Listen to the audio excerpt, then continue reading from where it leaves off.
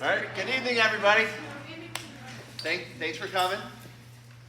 This is our first of hopefully many college information nights and experiences that we have for really targeting our 10th and 11th graders, soon to be 11th and 12th graders, getting started with this process. So we're pretty excited to start passing along some of this information and demystifying this college process that can seem overwhelming, but it doesn't have to be. So we have lots of resources to be able to help you out through that. So to help kind of start this conversation and start us thinking about this, we have Ms. Cross, who most of you I think probably know, our GT and Academy advisor. And well, some of you may not know Ms. Kelly, Kristen Kelly, who's our college advisor who we're contracting with this year, who's meeting with students and talk about the college process. So what we want to do is talk a little bit about setting yourself up for success in the college process while you're still going through high school here, and what you can do to help transition into that college process and what that looks like. We have information over here, and we'll be able to answer any questions you guys may have. So, Zach, you're up. Yeah, so it's delightful to see so many people here. I am new. I started in December, and I've met a fair amount of folks sitting in the room tonight, but a lot of you I haven't met, and I'm eager to do that. I'm working individually in the guidance office with students and hopefully families. Happy to chat with parents, because it's a family process at best. So anyway, we thought we'd share some information tonight and then leave some time for questions at the end. So we'll just get started, and tonight we're going to cover first high school planning. You're still here. What can you do to set yourself up for success before you leave? Then like the college process, finding schools, how to create a list, how to apply, and then how to afford college. So that is that's our overall agenda. And feel free to interject with questions, and we'll have question time at the end as well. Okay, Ms. Cross is going to start us off. All right. High school planning. So I think everyone here are sophomores, juniors, yes? And nobody else below that? Yes, no? One freshman. One freshman. Yay. Sorry Yay. sorry about that. But you got Never that. too early. It's That's okay. never too early. It's wonderful. Okay. So high school planning. So all of you are in some way already moving through the pathway of high school planning. So we're going to talk a little bit about what are the things that you should be thinking about making sure you have on your transcript as you're preparing for or you're planning to go on to college. So the key thing that you need to be thinking about already is making sure you're choosing your courses wisely. Making sure that you're challenging yourselves to the ability that you have, and then also intermix with that, you might want to try to balance a little bit your life. So we also don't want you through high school getting yourself so overloaded, so stressed out, right? That you aren't, you are setting yourself up for not being able to be successful. So it's really important to find balance. And part of that balance is participating in extracurricular activities. Colleges really like to see that you are more than one-dimensional, that you're more than just like an academic student, or you're more than just an athletic student. They like to see that you have other areas of interest. So you're going to be thinking about, okay, what do I do with my life that shows at college that I'm involved in my community, whether it's this community here in this building or the community outside of our doors. So you want to be thinking about things like sports, student leadership. And leadership is looks different in many different ways. You can be a student leader by coaching a youth sport, right? A younger youth sport. You can be part of student government. You might be in Girl Scouts or Boy Scouts. Those are all leadership things. So there's outside of community, inside of community. You might be mentoring younger students. And we have opportunities oftentimes that we make available for chances to mentor others. We have a group of students that are going to be going and working with 8th grade transition students in the next few weeks to help them. That's mentoring, and that's a form of leadership. So leadership is important, and colleges like to see that. Be involved in some kind of club that reveals who you are as a person. your interest area, because they want to know who you are, what you're involved in reveals that to a college. And then, yes, we have community service here. That's a requirement for graduation, but the colleges really like to see that a student has been contributing back to their community as a whole. So being able to do community service, and also community service, again, that reflects who you are as a person, your particular interest area, and how you volunteer in that way reveals about something about you. And then jobs. You know, you might say to yourself, oh, jobs, why? Well, because the fact that you as a student are making an effort to have a certain level of employment while you're in school, not excessively, because we want you to do well in school as well, but it shows a sense of responsibility. It shows that you are a student that knows how to be responsible for something, to show up, to be actively involved, and to be making an effort to help finance your future college as well. So those are all things that are positive. Okay, so what kind of high school courses are you wanting to be thinking about?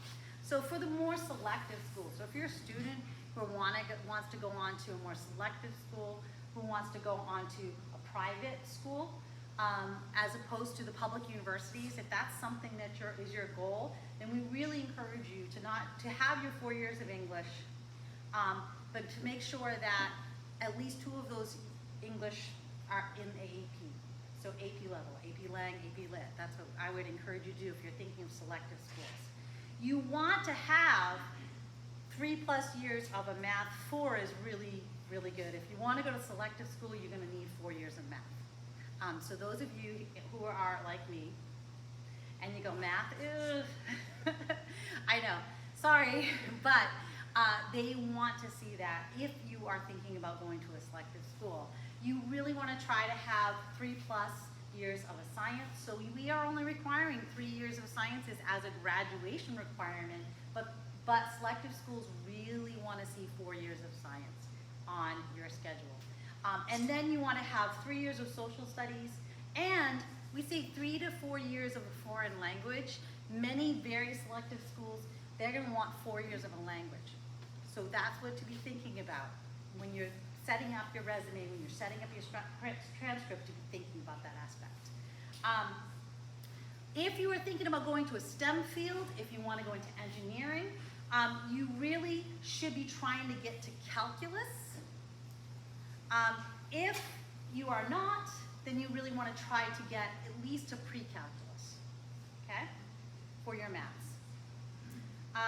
And then your science courses should include biology and chemistry and physics, if you're going particularly into the STEM fields.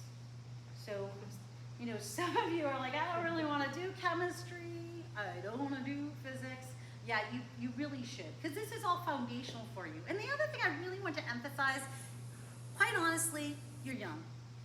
You don't know, I mean, you might have an idea of what you want to do, but there's no guarantees. And so don't close a door. You know, don't shut the windows before you're headed out.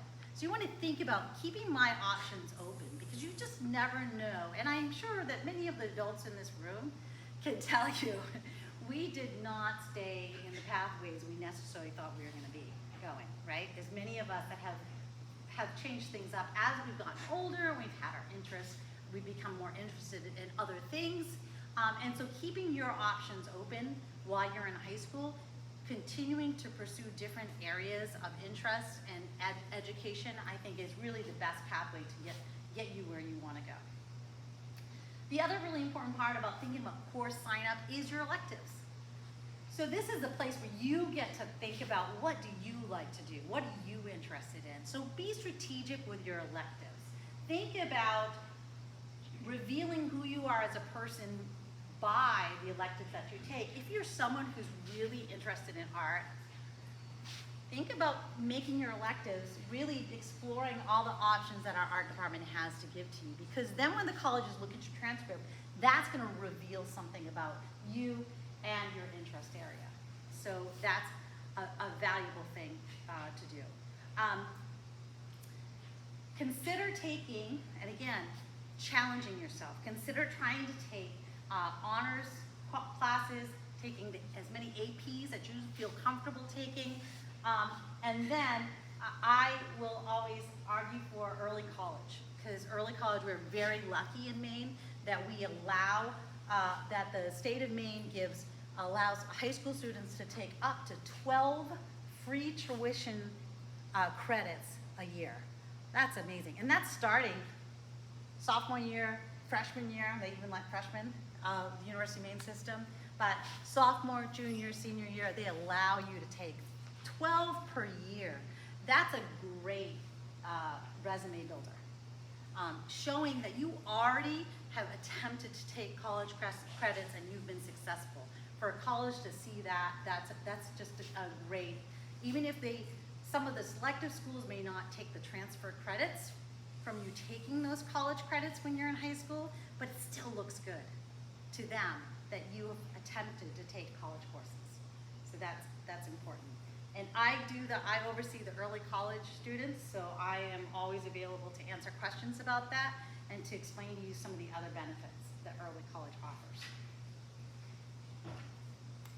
All right, so another way that you can boost up your resume, and I feel like this is, maybe this is a little bit tooting my own horn, I don't know.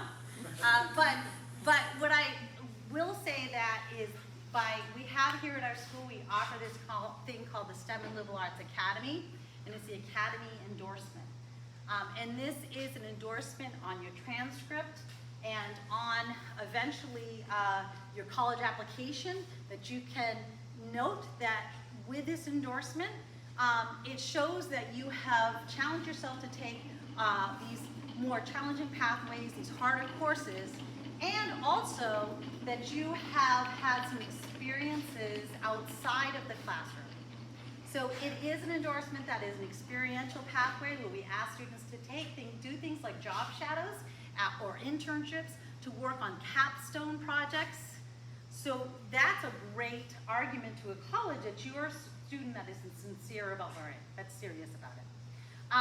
And the other thing that if you're in Liberal Arts and STEM Academy, you also get to be part of the STEM and Liberal Arts field trips that we do, including going to Hurricane Island once a year, which is an awesome experience. And there are multiple pathways. So if you're not a science person and you are more of a visual performing arts person, there's a pathway for you where you don't have to take AP Biology with Mr. Mahar, okay? So there is a pathway for you. But if you're someone who's passionate about science, it's a really great chance to dig deep into what we have to offer in the more demanding courses here, and to get kind of a little reward for it. So when you're done, you get to get a diploma, endorsement on your diploma, endorsement on your transcript, and also a white cord and medal worn at graduation. We're all about bling, so we make sure we spruce you up. Okay? And then if you are thinking about going to the University of Maine or any of the University of Maine system, which is a great option, the engineering program at UMaine is considered one of the top in the Northeast for our universities, public universities. They have some great stuff happening there. So that's great for engineering. The University of Maine Farmington is a fantastic education system, education program there. And then also, the other thing about UMaine is that they have been ranked as a top research university. So I mean, that's pretty big for the state of Maine. So, but this is the kind of coursework that you want to be thinking about. Again, 4 years of English, which you would have here, 3 years of math, science, and social studies, 2 years at least, but I still would recommend, even going to the University of Maine, doing 3 years of a language. And then at the university system, you need to have a GPA of 2.0 or higher for certain majors and programs.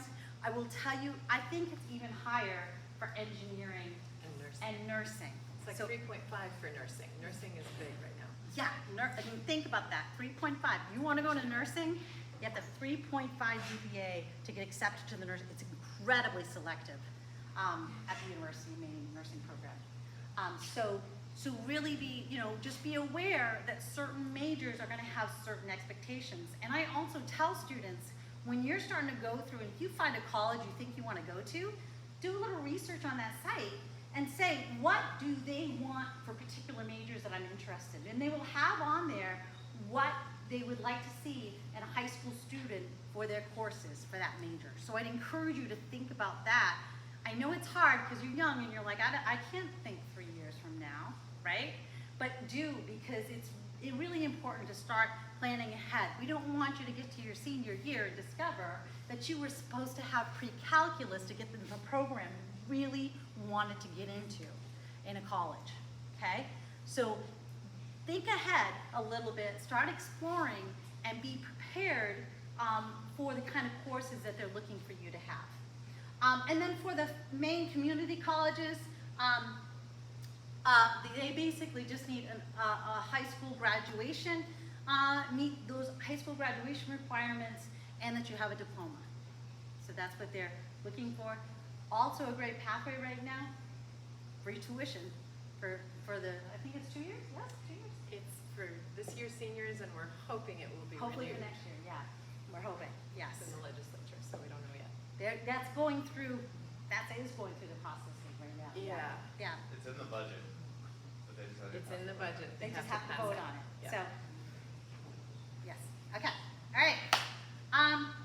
I just said all of that, do what you love, extracurriculars, they wanna see great extracurriculars, and I really wanna emphasize, it's not even just high school extracurriculars, it is the things you also do outside of school, okay? So those of you who are participating in things like theater programs outside of school, or sailing, right? Which we have a student who's a senior who constantly reminds us that we don't have a sailing program here, even though the shore is right Next year there. will be a varsity lottery. Don't tell him, oh my gosh, okay. Yeah, so those are things to keep in mind, that even the things that you do outside of school are gonna be valuable, okay? So don't feel bad if you're someone who isn't outside of, does a sport outside of our walls. And yeah, keep track, that's the big thing. So this last line here, keep track as you go. Oh my goodness, I can't even tell you what we go through. Senior year, when I say, okay, let's put together, let's go put together your resume of activities, and they sit there and they're like, what did I do my freshman year? It may not feel right now like, that was a long time ago, but when you're a senior and you're like having to put this on the Common App, boy, you have to dig deep to try to remember. So I can't encourage you enough. Sit down, freshmen, open up a Google Doc, call it, extracurriculars, and start writing down the activities that you do, okay? Write down the sports, put next to it the year that you've done it, and then keep that running tally. I was telling this great story. I had present seniors that when they were freshmen, I'm gonna kind of forgive them because it's COVID, but when they were freshmen, we had this cool project that we were doing, the Herringut. Whole bunch of students, there were like 16, 17 students, and we were doing it. We got shut down. I sent out the email like, okay, but Herringut wants to keep doing this, let's do it.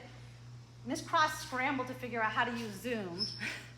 And I got 3 students who jumped on board to continue with them. By the end, so for the few months that we were doing it, they did research, they contacted a scientist, and they did a live Facebook Zoom talking about microplastics and the problems around microplastics. So they did it with a research scientist, all live. We had tons of hits on this, and the Department of Education in Michigan contacted Herringut and said, can we use this live stream as a professional development tool in our next instructional, our instructional day? Like, Michigan, right? Here we are, little old Maine. And so I brought it up to my seniors, like, oh yeah, did you write down the Herringut? And all of the 3 girls involved were like, oops, totally forgot about that. That's huge. Like, it was a big deal, right? So that's what I mean, like, right now, write them all down. When you and keep a running tally of all the things that you do. So when senior year comes around, there it is. You won't have to work as hard.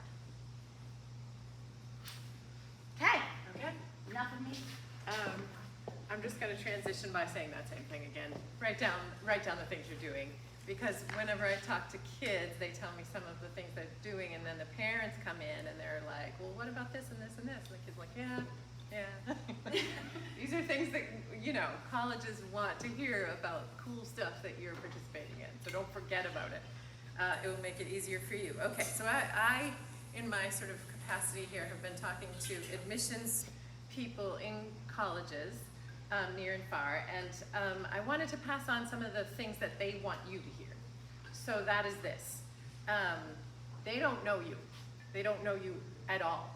You're a name on a computer screen, right? So they want to know you. They want to know you, and they're looking for a sense of who you are over the whole application. So that's the sort of perspective you go into the college application with, is I gotta somehow convey a sense of me, like what's different about me from every other kid in America. And it's no small task, but we can help you.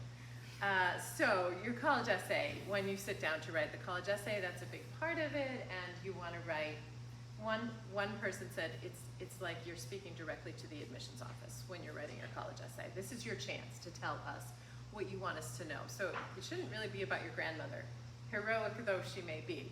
It should be about something about you. So this is something to think about. If you're far from this now, we'll say it again later, but it's just something to sort of know.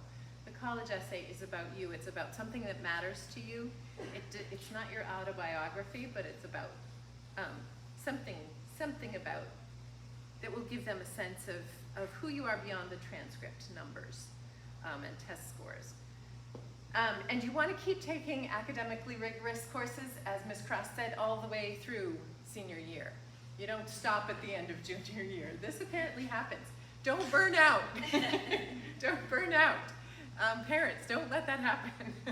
Keep going through the senior year, because your grades are visible to them as you're applying. That's the fall of senior year, right? So they're seeing those courses and grades. So keep on challenging yourself all the way through. Even if you're a little bit uncomfortable, you know, we suggest taking hard courses that you're comfortable with, like APs that you would like to take, but even maybe even ones that you're a little bit uncomfortable with. Try it.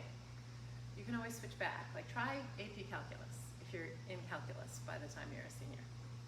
It might work. It might be fine, you know, and then you're that much more ready for college. And that is true wherever you want to go. You know, the more you push yourself, the more you're going to be educated. So it doesn't even matter what school you're aspiring to. Just challenge yourself. Okay, and one person said to me that sometimes kids are forgetting to write down family responsibilities. Like if you babysit your siblings for 2 hours every afternoon because your mom and dad are both working and, you know, younger siblings need care, or a grandparent needs care, or you have a job because you're contributing to family income, that is valid, and they want to know it. They basically want to know how you spend your time. And so if working for the family doesn't show up, but it takes up a lot of your time, that's a great thing to include, and it matters. It's respectable, you know, it's like this kid is responsible and showing up for her family, that kind of thing. Okay, there are and no matter how old you are, you can start looking at college websites. So on college websites, on the admissions section of college websites, there are students whose campus job it is to connect with high school students who are interested.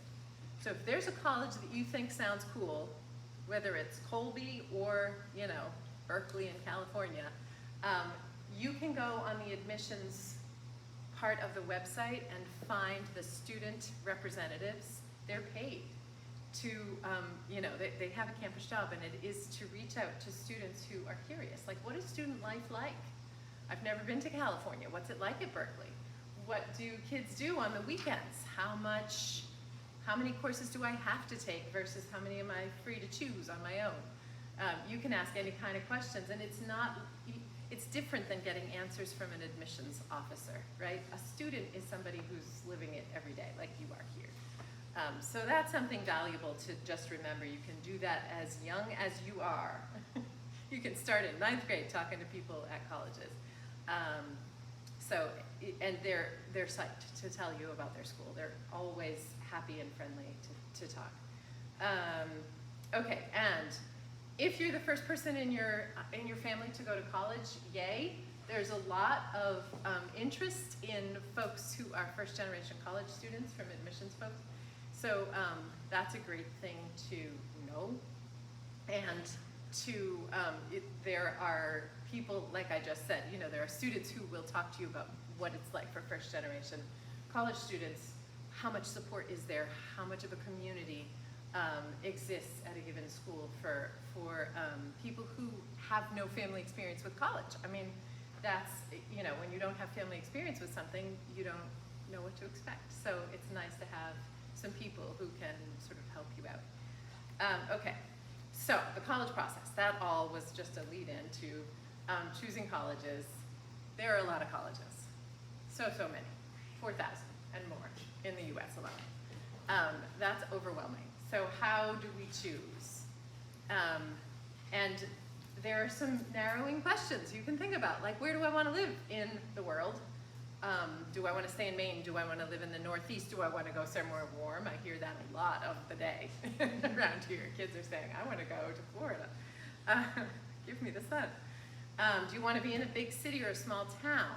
Do you want your college to be big or little? How much of a transition is it going to be to go from, you're a little bit over 500 students here to some schools are 30,000 students and some are 1,800, and so that the feeling really is different, right? So you want to think about those things, and that can really help hone your search. What do I want to study? And I just want to pause here. What do I want to study? You may have no idea. That's totally normal. It's hard to know what you want to study when you're 16 or 17 or 18 or 30. It's hard to know what you want to do with the rest of your life. And for that, we have liberal arts. You can go to college, you take classes. There are often some required classes and some choices. And you see what you like. And in liberal arts schools, you figure out by the end of your sophomore year what you want to major in. And it may be something you've never taken in high school because there's a lot more course options in colleges. So you may discover something really cool that you didn't even know about, and that becomes your major. Or it may be what you predicted all along, and that is also fine. But if you aren't feeling sure about your career, it's great to go for liberal arts because you get a well-rounded education, and then you start to hone your ideas. You start to figure it out along the way, and there's lots of advising and people who will help you. Can I jump in just really quick? Absolutely. I will say, this is something I found out recently, the early college program now is specifically offering a 100 level career exploration course for high schoolers. So it's modeled after the same course that they offer to their freshmen, but this one is just going to be for high school level courses. So again, free tuition. If you're someone who's still like trying to figure that out, it might be kind of like a lead-in for you as you're going through this process to think about taking that course and building it into your schedule. Do that. That's a great opportunity. Yeah, because we don't know what we don't know. If we haven't experienced a career that's out there, we might not know that we might end up loving it in the future. Yeah, the more we can find out, the better.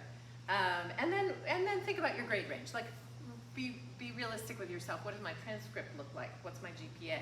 How many people does this school take out of how many applicants? Some of them take 4%, some of them take 98%. There's a wide range.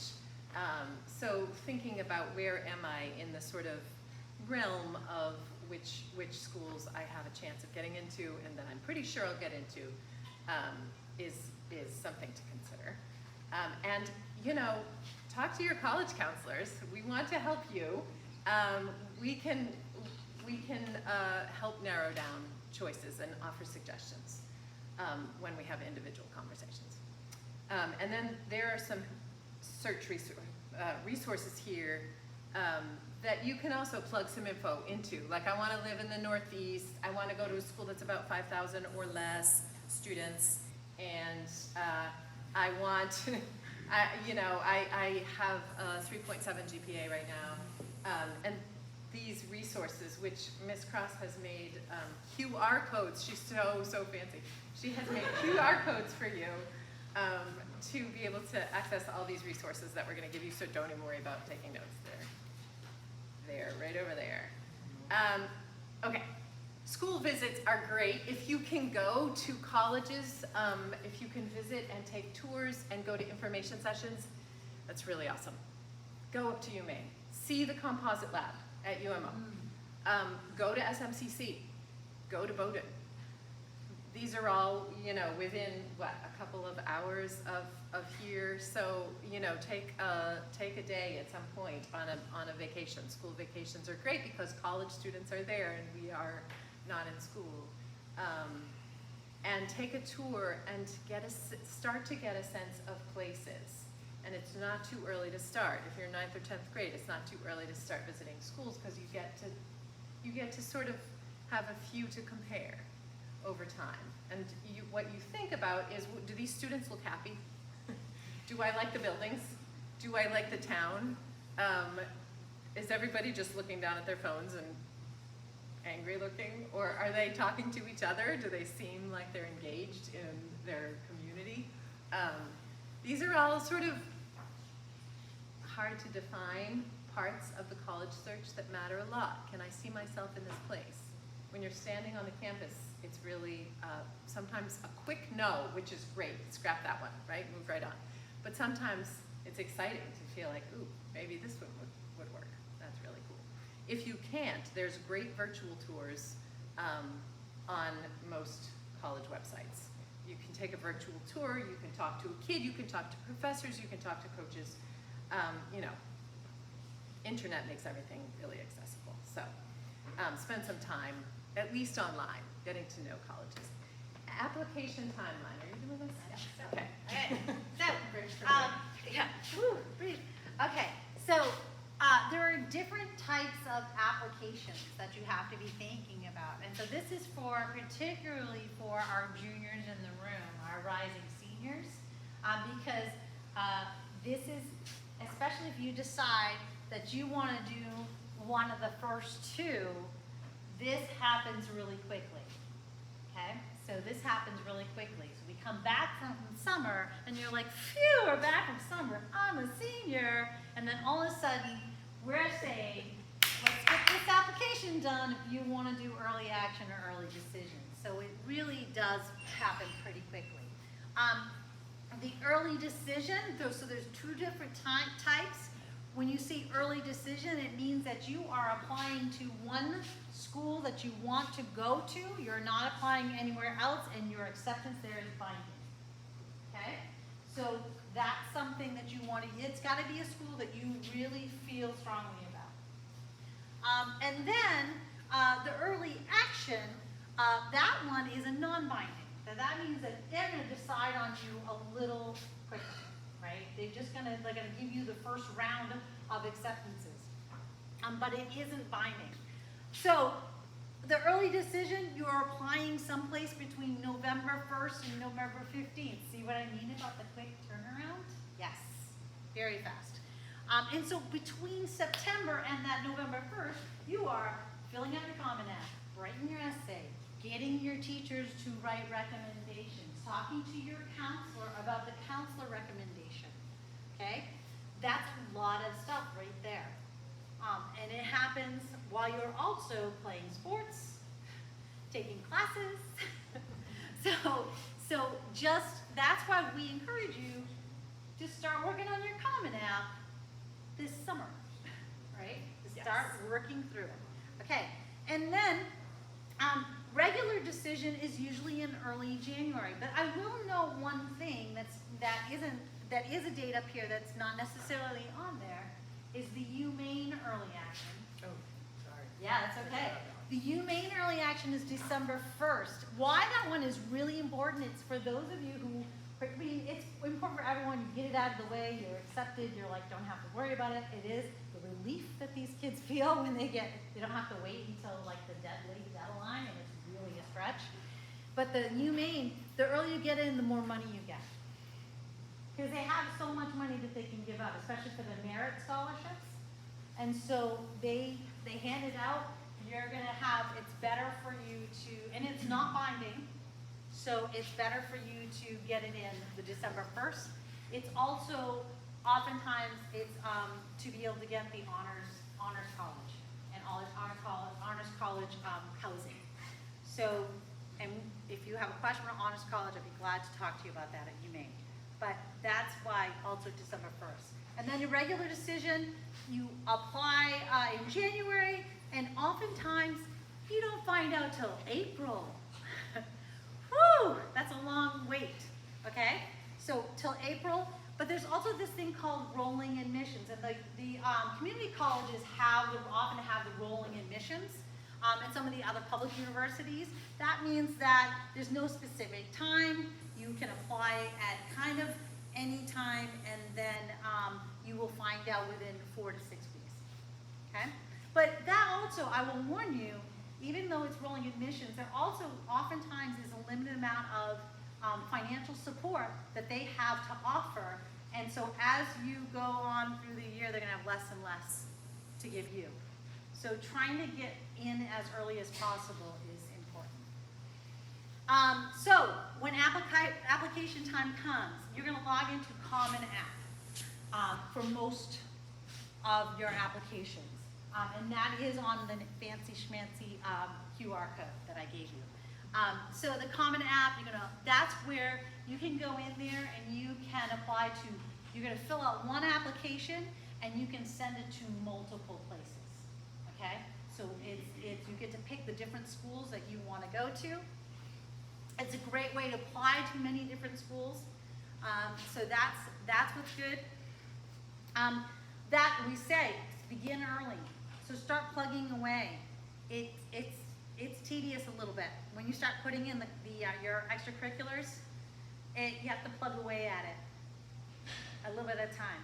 And the other thing is you can only put in like 20. So those of you who are super active, it's so dumb.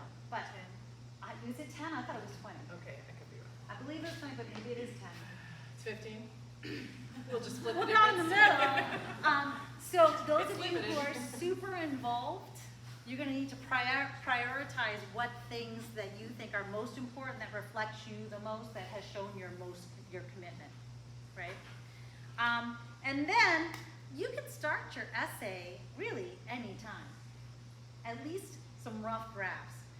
I cannot tell you enough that you need to write it, and then you need to have at least 2 sets of eyes that have looked at this essay, right? That have asked you to revise it, and then you have them look at it again. You do not want to write your essay the night before you're supposed to be sending it in. Please don't, okay? So juniors, as you're thinking about this, you are going to want to reach out to Mr. Lawrence. Mr. Lawrence is amazing at looking at an essay and helping you tweak it. Okay, so Mr. Lawrence, if you have Mr. Blue, he's happy to help you. So he's another one for juniors as you're thinking about this moving forward. And so am I. And so, yeah, and so are you. So fantastic. So make sure you have more than your own eyes put on that essay, so that you can present yourself in a way that they know who you are. It reflects who you are. And if you do some of this stuff in the summer, again, we hit fall, you're going to be a little bit less stressed. So it's going to be worth it, trust me. If you plan to only apply within the University of Maine system, so you're not going to apply to any other school, you're going to stay in the University of Maine system, which is an incredibly viable option for many reasons. You are going to actually apply through the Maine system. So the Maine system application, that's what we encourage you to do. Do you want to add to No, that? sorry, I was. No, okay, awesome. Yeah, so it's actually pretty slick. It's the same thing. You just fill out the one application. You click on which schools in the University of Maine system you want to apply to. So it's really easy to use. And so we highly encourage you to make sure that you do this. And I want you to all know, this is an info night. Common App, we may even have another opportunity to sit down with you and walk you through like the Common App and all the aspects of that is involved. Involved in what do you need? I just named some of those things. You're gonna need a transcript from Ms. Snow. Well, actually, we're gonna put the transcript onto your Common App. So you're gonna invite the counselor, you're gonna name a counselor to be part of your Common App, and then the counselor or Mrs. Snow is gonna be putting all of this, like the transcript, and they're gonna be putting their recommendation onto the Common App. You also, again, she says top 10, but Yeah, we're you gonna could have be to look right. that up. We'll have to look it up. I could be wrong. You're gonna have an activities list. You're gonna have your essay. You're gonna have standardized tests if you take the SAT. If you're planning to go to a selective school, take SATs. They will tell you they are optional. I will tell you, don't go that way. I mean, they Take them. Take them. I'll Take talk them. about that in a minute. Great, thank you. So you're gonna have standardized tests. You need recommendation letters from a teacher, or 2 teachers. Okay? So you wanna be thinking about already, who are the teachers that know you? I hate to say it, those of you who love Mrs. Hall, from freshman year, you can't ask her. It's just too long ago. So you need to pick someone who's gonna be either your junior or your senior year academic teacher, okay? And then the resume for Union School, which is an Yeah. activities list, right? Right, they ask for a resume. You put, it's a resume, so there are templates online, but you can list your school, your jobs, any jobs or community service you've done, and your activities. And Yeah. that is for, UMaine doesn't have an activities ranking 10 or Right. 20. It Yeah. just Yeah. has- And then this is a great suggestion. I actually did this today. I Googled, you were the one who suggested it, essays that worked. That's what I Googled, essays that worked. And you pull up Google and they have all kinds of examples from different colleges of essays that they got that they said worked for a Gotcha. student essay. They liked them. They liked them. So it's a great way for you to go in and look at what colleges are looking for as far as the essay is concerned. Blank faces. Okay, so I want to just talk about the SATs for 1 second. SATs are remaining optional for the moment at a lot of places. And they mean it. They mean it, and I've been assured by several admissions people that they've done sort of years of study at this point about whether not submitting your SATs matter, like whether SATs predict success in college, and if they've chosen to remain optional, they mean that they're optional. So if you don't submit your SATs, that does not count against you. I should have put this in what admissions people are saying, because they're all saying this. We promise it doesn't count against you. And somebody at Wesleyan the other day said to me, if you're on the fence about submitting your SATs, don't do it. So what's happening now, I think, is that people with near perfect scores are the only ones who are submitting. And so if yours are not near perfect, probably not. Depends on the school. So what we do is we look at the ranges of SATs submitted and accepted students for each college that you're interested in, and we see if yours fit into that range or not. And if they don't, just don't submit them. But please do take them, because who knows, you might do really well, and that could be a great asset to your overall application. I can answer questions about this later if you want. Okay, so overall, things to consider. Admissions committees don't know you. Just remember that. They don't know you. You're used to going to a school where people know you, and these people are far away and they don't know you. They have no idea who you are and they want to know you. So your application tells the story of you. It tells a story, and it's the story of you, and this is what they want, so that they can say, yeah, this kid is going to do really well here in our school because of this and this and this reasons. She'll fit right into our community, and she'll also add this, and maybe she'll learn from us in this way, right? So they need to know you in order to be able to assess that. So every element of your application is a piece toward that process, right? So you never want to repeat anything. You don't write your essay about your grades, for example, because they can see the grades, right?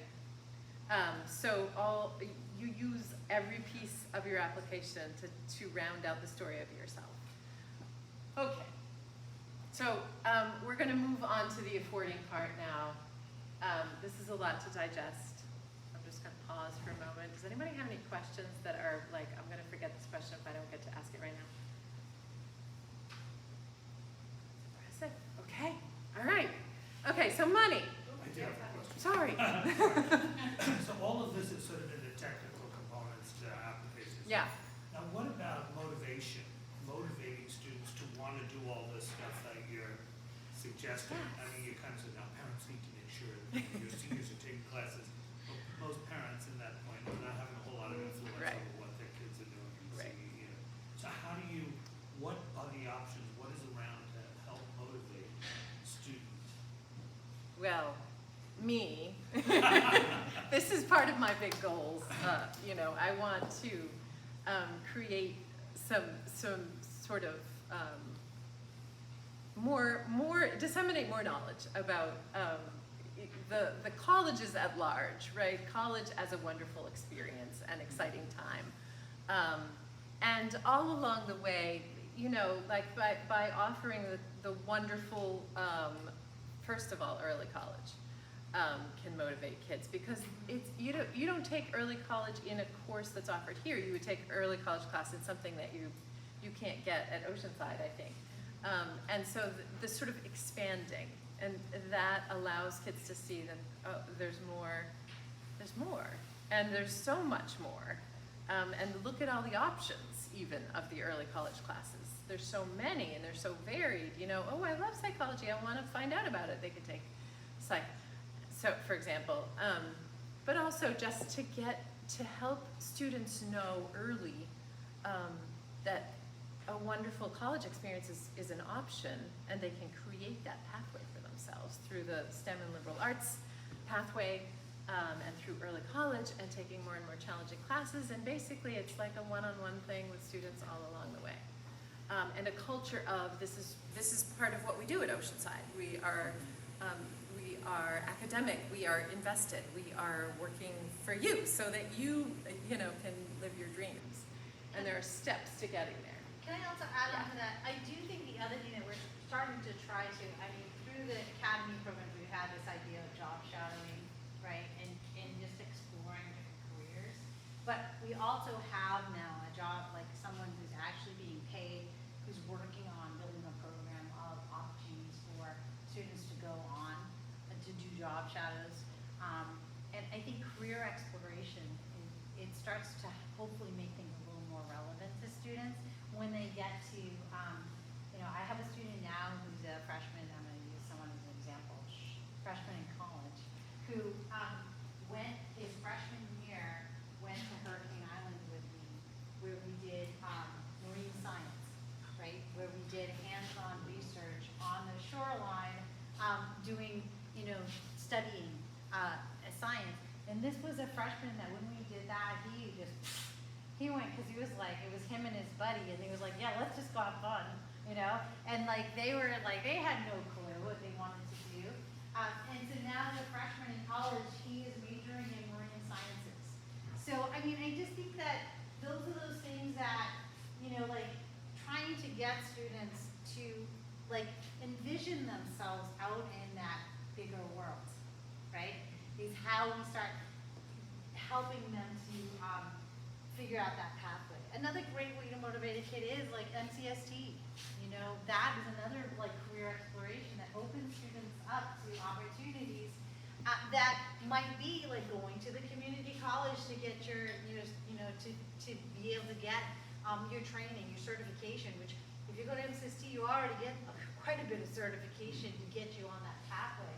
So that's the problem we have, is that we don't always connect our education, this educational journey, to actually real life, you know, career exploration. Oh, I'm gonna grow up and I wanna do something with my life that is fulfilling, right? That makes a difference. that is something I can see myself doing every day. So I feel like that's also something that, you know, we really would like to continue to grow here at Oceanside. Yeah, that's the best. The best, because if you go do shoreline research and then you say, that's a job, and how do I get to do that job? Well, you have to go to college for that, right? You go to college and you study that sort of research more and more, and then you get to work outside at the ocean every day doing cool science. Anyway, yeah, that's a great. Okay, so we'll switch, if that's okay, to affording now, because I think, I'm just gonna say, like, Bowdoin is over $80,000 a year, and people see that and they're like, no, you can't go to Bowdoin, that's ridiculous. We don't, you know, I don't make $80,000 a year, right? Can't possibly. And so when I talked to the Bowdoin rep, actually, she wanted, this was her biggest priority, was to say there's so much financial aid. There's so much financial aid. And even for the most expensive schools especially, there's so much financial aid. So don't look at the sticker price and say, we can't, because you might be able to. So that's a big part of what I really want people to hear and know and sort of spread. Tell your friends, like you might be able to. If you don't, if you qualify for financial aid, there's a lot to be had. So there's three kinds of aid. There's financial aid, there's merit aid, and there's scholarships. Okay, so financial aid, there's some definitions up here. I'm gonna go fast because I wrote a whole page of them, which you can take with you, and I think there's probably a QR code or two as well. I'm happy to talk about this stuff with individual folks at any time. So there's need-based aid, and that's what financial aid is. You demonstrate need by filling out the FAFSA, the federal free application for federal student aid. And sometimes there's another one called the CSS profile that some schools require. And they're both information from your taxes and your savings accounts, and schools are looking to find out how much the federal government on the FAFSA is looking to find out how much you can be expected to contribute to your child's education. The family can contribute to the child's education each year, and then based on that, colleges see that number. It's called the expected family contribution, EFC. Colleges see that number and they work to provide aid for the rest of it. Some schools can provide all the aid for the rest of it, all of it, without any loans. And some schools can't. And so then, you know, we sort of hone the search to figure out what we can afford. FAFSA is the application. You will fill it out in the fall of senior year. That's really important. It used to be in February, now it's the fall. It's based on the year before's taxes. So if you've done your taxes now and you have a junior, you're all set, you're ready to fill out the FAFSA for your soon-to-be senior in the fall. And that FAFSA is sent right at the same time as college applications. So whichever application, whether it's early decision or regular, the FAFSA goes right along with. Okay, there are a couple of ways that you can, without filling out the FAFSA quite yet in advance, you can figure out what an estimation of the expected family contribution might be. And they are on every college's financial aid website. One is called the net price calculator. It's all on the piece of paper you can take home with you, so don't feel like you have to remember this. But the net price calculator, you put in some tax and savings information and it will spit out an estimated, pretty accurate generally. If you're accurate with your stuff, it will be pretty accurate. Sense of what your expected family contribution might be. If there's a divorce, the person who fills out the FAFSA is the custodial parent. And the custodial parent is the one who has custody or who the student lives with more than half the time. Okay, so my overall message to you here is I can help with this, and financial aid can really help you. Financial aid is life-changing. I know from experience. My own kids, myself, could not have gone to the schools that we went to but for financial aid. So Bowdoin tells prospective students their highest priority is making school affordable. If you can get into Bowdoin, and that's the trick, there's lots of money for you if you qualify for it. And they don't charge for application, and half of students receive financial aid at Bowdoin. 20% of Bowdoin students pay nothing. Pay nothing. Of that $80,000, 20% of Bowdoin students pay nothing. That's because their expected family contribution is low, because they don't earn a lot of money. And Bowdoin says, well, of course you can't pay $80,000 a year, but we have a lot of money for that. Bowdoin has a lot of money. You know, there's a fair amount of schools with good endowments, and they're using it to help students who can't otherwise afford college. Okay, so this is common. I'm going to carry on. Merit aid is not need-based, it's academic-based. Ms. Cross said UMO gives merit aid, and that's true, and a lot of schools do. Sometimes it comes right with the application. Like students this year have been accepted to Farmington and UMO and have gotten scholarships, just that they didn't even apply for, just because these schools want them to come, and they've done well in school, and so here are some thousands of dollars for you know, your good work so far. So merit aid is great, and there are a lot of schools, both public and private, that offer merit aid to help offset tuition costs. So that's another great thing. And then scholarships. Yep. Last This is a big thing. We're almost done. We're almost done. The big thing that you need to know is that Oceanside High School and our local community is really awesome. There's some really great scholarships that are out there that our local community offers. And for seniors, you're going to start applying for those in February. Those were when some of the first ones start being sent out.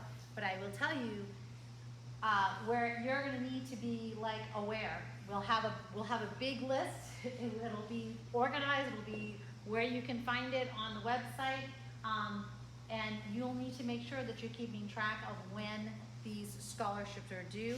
I just had probably a group of students there was like 9 of them due on May 1st, right? And they had to like get those all done while studying for AP exams. So that's that is something that, it is more work, but I can't tell you how important it is to put the work in to do these scholarships, these local scholarships, because it's good, it's a lot of money, and that you can access, and our community has been incredibly generous, especially the Oceanside, okay, ready, let's Oceanside, the Oceanside General Scholarship. You fill out one scholarship, and you apply for like 12 to 15 scholarships at one application. So it's a really important one that you can get. You just got to hit the deadlines. You got to make sure you hit the deadlines. And what I say to my students, once you get all this money from these scholarships, then you can sit there and calculate, oh, I just earned $30 an hour for putting together my college application. My scholarship application, right? So that's the time. It's like work, but it's an investment that hopefully you will get paid for. But it does take some effort. And then there's a couple of other sites that are outside scholarships beyond our school, beyond our local community, that you can go. There's a free scholarship search site called Going Merry, and then Big Future, which is the College Board site for lots of things, like searching for colleges, but they also have a scholarship, they have a scholarship engine that is free, that you can go in and put in information about yourself, about your interests, and they will help you, they'll search for scholarships that you might be eligible for. So it's like, instead of searching through every scholarship possible in the nation, you get sort of a list that is more tailored to you. Based on putting in some information. Yep. So that's useful. That is useful. That is. And then these are some helpful resources, which is what is on the QR page that I gave you. Okay? So eventually we hope to have this accessible on the site. But there's all of it on this. The only thing that's not on there is the OHS scholarships page, but I should hope you can find the RC13 versus the high school website. So fingers crossed, right? But the other thing, we didn't really talk about fame name. Yeah, we should. Yeah, so the fame name, this is the Financial Aid Authority of Maine, that is also on there.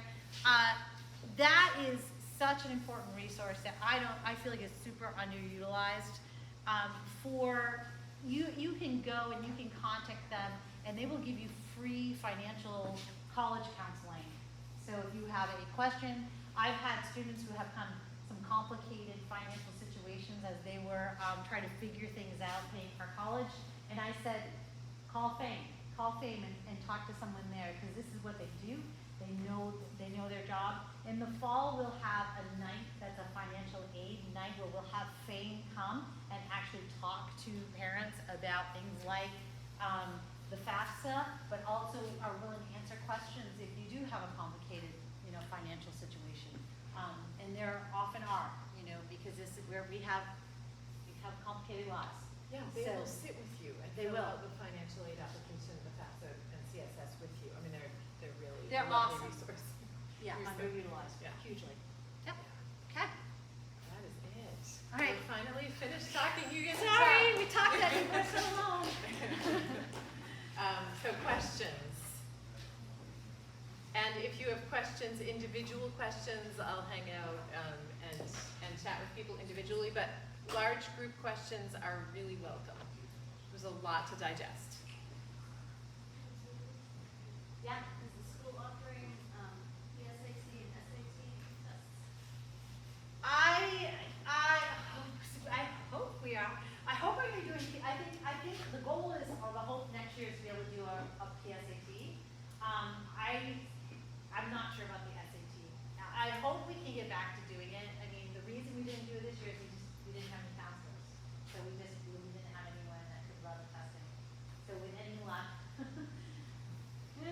we have some people apply to be counselors here, and we are able to move forward with that again, because I think it is important for us to have, I found that having the SATA for juniors was really important, because it meant that it was accessible to everyone.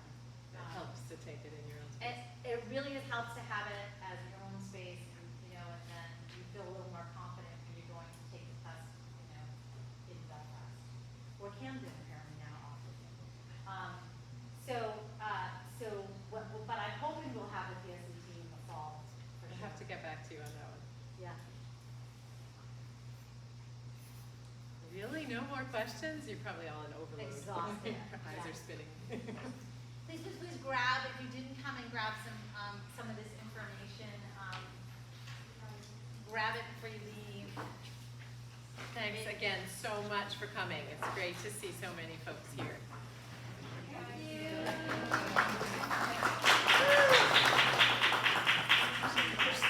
Yeah. This is going to be recorded and available on the website at some point.